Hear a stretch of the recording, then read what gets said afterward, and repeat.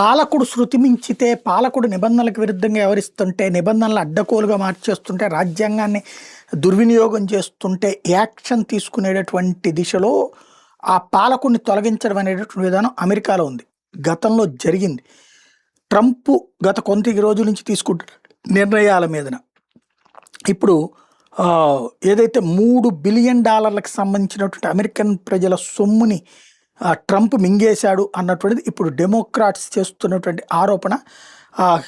ఏదైతే తను చేస్తున్నటువంటి చర్యల ద్వారా పెద్ద ప్రమాదం అమెరికాకి పొంచి ఉంది, అమెరికా శాశ్వతంగా దెబ్బతినే పరిస్థితిని ట్రంప్ సృష్టిస్తున్నాడు, అతను ఉండడానికి వీల్లేదంటూ తొలగించాలి అన్నటువంటి తీర్మానాన్ని సెనెట్లో పెట్టడానికి రెడీ అవుతున్నారు. 218 మంది సభ్యులు అవసరమవుతారు.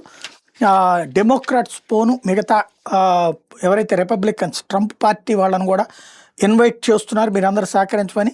వాస్తవంగా మార్చి 31 అవిశ్వాస తీర్మానం పెట్టడానికి రెడీ అవుతున్నారు, కానీ అప్పుడు పెట్టకూడదు. వాస్తవంగా 27లో మధ్యంతర ఎన్నికల్లాగే జరుగుతాయి అక్కడ దాదాపుగా ఒక 5-6 రాష్ట్రాలకి.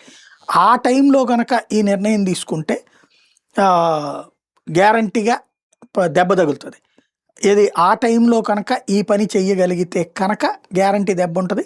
అమెరికన్ పబ్లిక్ ఏం ఆలోచిస్తున్నారు అన్నటువంటిది చూడాలి. రిచర్డ్ నిక్సన్ని గతంలో తొలగించినటువంటి తీరులో ఇప్పుడు ట్రంప్ని తొలగించాలన్నటువంటి హౌస్ డెమోక్రాట్స్ తాజాగా నిర్ణయం తీసుకుని రిపబ్లికన్స్ని పిలుస్తున్నారు.